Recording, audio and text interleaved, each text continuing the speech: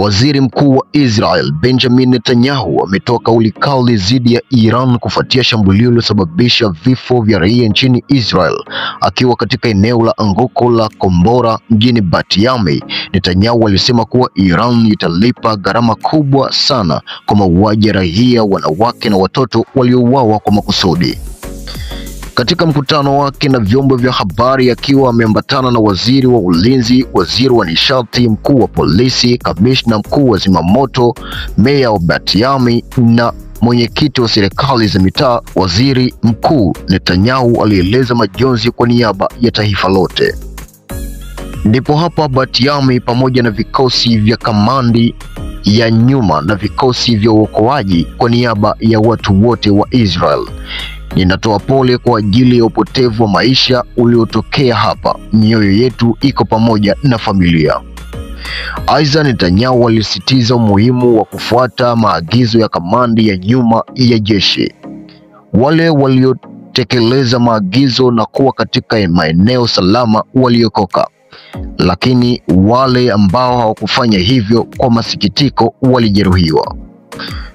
Waziri mkuu alitumia fursa hiyo kuonya kuhusu tishio kubwa kutoka Iran, akisema kuwa kama taifa hilo lingekuwa na silaha za nyuklia au maelfu ya makombora kama yale yaliyotumika, basi maisha ya kila raia wa Israel yangekuwa hatarini. Tuko katika mapambano ya kuamua mustakabali wa taifa letu. Fikiria hali itakavyokuwa kama Iran itakuwa na silaha za nyuklia au hata makombora F-20 kama haya.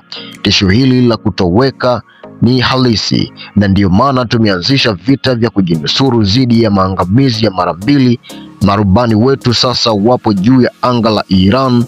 Tutawapiga vikali. Iran italipa gharama kubwa sana. Katika ujumbe wake kwa raia wa Israel, Netanyahu aliwataka kuwa na tahadhari na kutii maagizo ya usalama. Na wasihi, fuateni maagizo ya kamandi ya nyuma. Hili linaweza kuokoa maisha yenu. Nanyi mjilinde sana nafsi zenu. Jilindeni, mlindeni miili yenu, mlindeni maisha yenu. Na kwa msaada wa Mungu tutashinda. Tuko njiani kuelekea ushindi.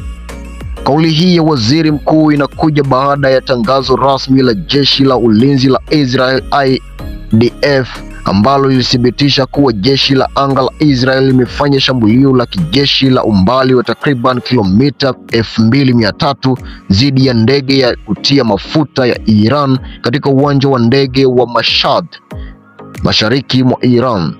Jeshi hilo linasema linaendelea na operation ya kuimarisha udhibiti wa anga kote Iran, shambulio ambalo limeelezwa kuwa la mbali zaidi tangu kuanza kwa operation ya sasa. Hali nchini Israel inaendelea kuwa ya taharuki, huku serikali ikisisitiza dhamira yake ya kumaliza tishio lolote la kijeshi kutoka Iran.